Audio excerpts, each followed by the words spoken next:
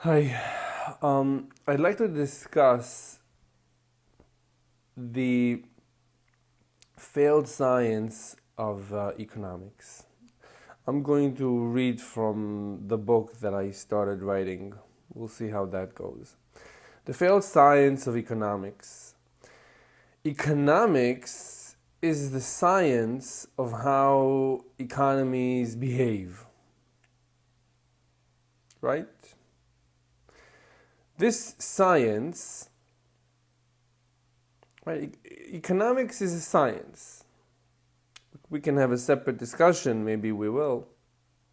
It's just another science like physics, biology, psychology, sociology, political science. We study something, right? So what do we study? We study the behavior of economies, how economies behave, right? Behavior, I'm trying to think. It's just a study. We study it. We analyze it. We propose theories and models and mathematical models and theories to explain how economies behave. Once we understand how economies behave, then we can make predictions. This is part of science. We can make a prediction about an economy. Okay.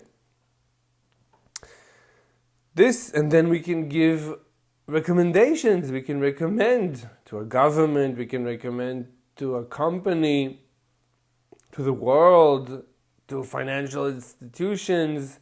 We can recommend actions. We can recommend an action. If you do this, this will probably happen, right? All sciences predict in terms of probability, right? So if you increase the price, then consumption will probably go down based on the most fundamental economic theory of supply and demand, right? Supply and demand is an economic theory that explains prices. All right, so this science, unlike most or even all other sciences, seems to be in trouble.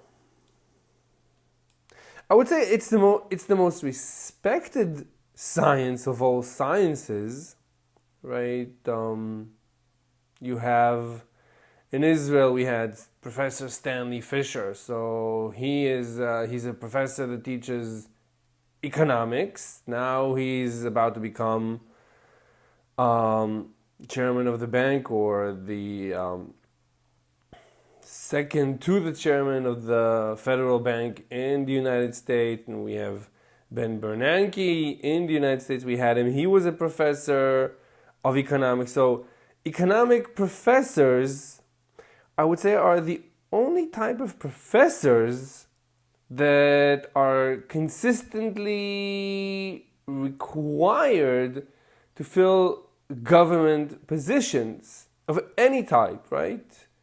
All other government officials are basically lawyers, statistically speaking, with one exception. When it comes to government financial institutions, the government likes employing high-ranking academic scientists, academic professors.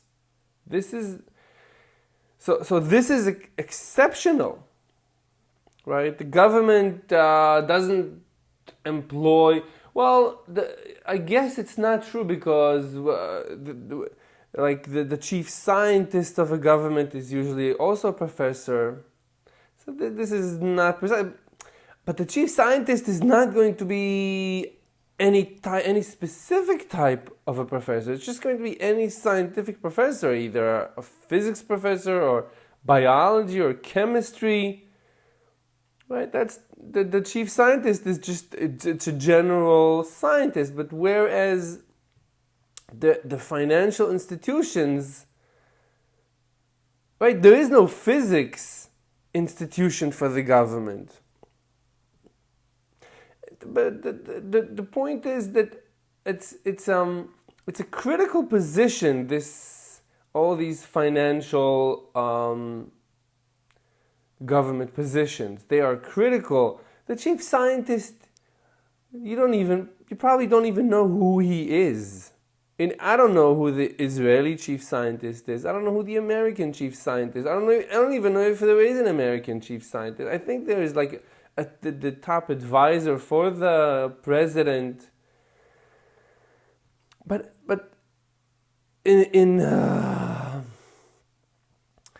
but of all the sciences, the economic science, in this respect, is the most respected. And we need to come back and discuss the how precise is it to discuss economics as a science. We need to come back to this, but it is a science. I mean, the Nobel Prize for economics is called the Nobel Prize of Economic Sciences. That's the name of the Nobel Prize, and for example. All right, but we need to discuss it. Let's continue. So again, this science, unlike most or even all other sciences, seems to be in trouble. Now, this science of economics seems to be in trouble, right? It's not like physics or biology or chemistry, psychology. So all these sciences, we don't hear much about them because they're stable sciences. They just keep getting better and better, more accurate, making more accurate predictions, employing the scientific methods more in better ways. All right, but economics seems to be in trouble. Why? Because if we would, and I'm reading again from the book, so if we would run a, quote, satisfaction survey, unquote, among both economists as well as non-economists, then we would probably find out that if we compare the public's satisfaction of other science endeavors to that of economics, so if we compare how satisfied the public is from all other sciences compared to economics,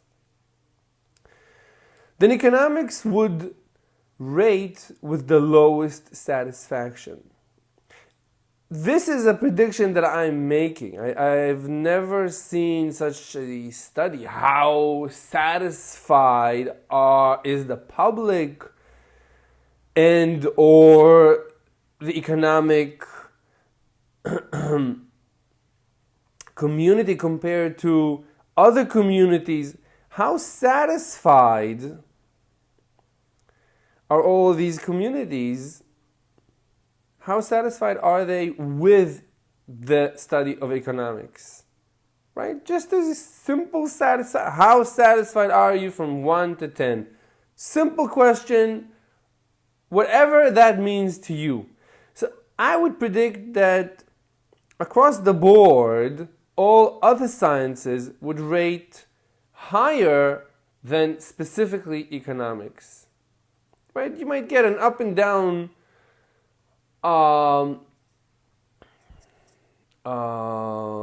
rate or rating for the rest of sciences. People might be very satisfied with physics, might be less satisfied with psychology, less satisfied with political science.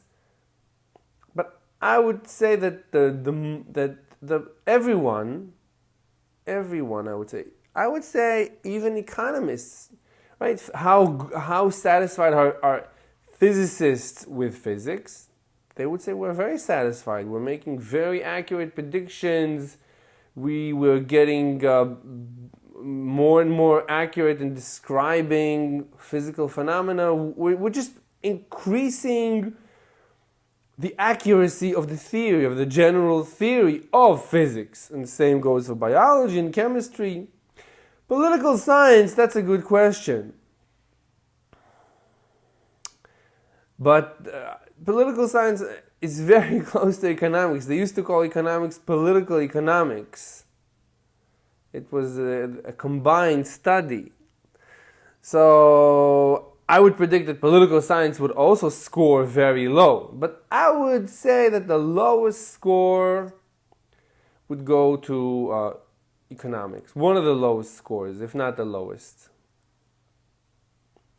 Now, so it would score very low, and you tell me, are you happy with how economics is, with the state of the economy compared to the state of physics?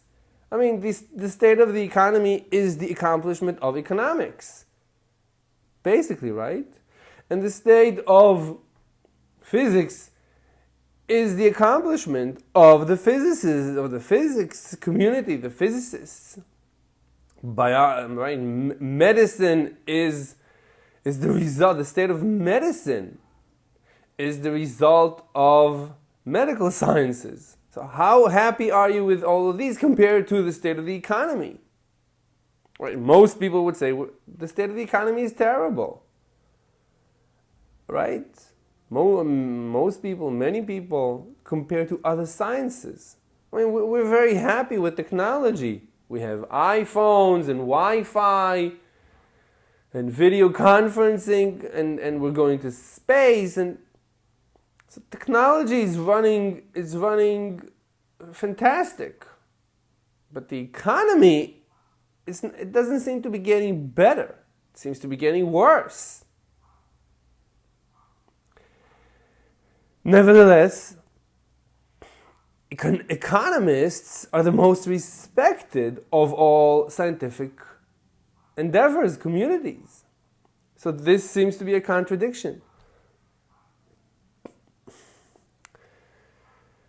Let's continue, and then we'll stop. So if you're not sure of what the satisfaction survey would say, then just ask the accomplishment of economics, right? Who is the accomplishment of economics?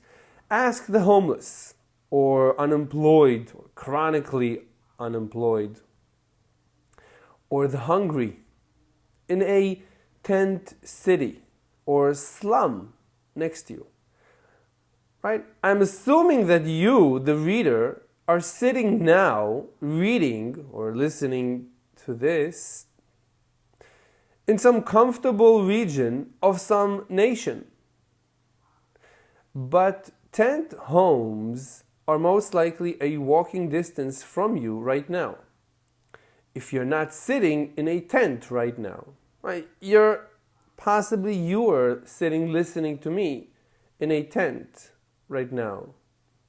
And this is the accomplishment of the study of economics. You are the accomplishment. Right? You're also the accomplishment of medical sciences. You are the accomplishment of the education sciences, whatever that is. So how satisfied are you with economics? You are the accomplishment. All right. So this is a very general introduction. We'll continue and pick this up later. Bye.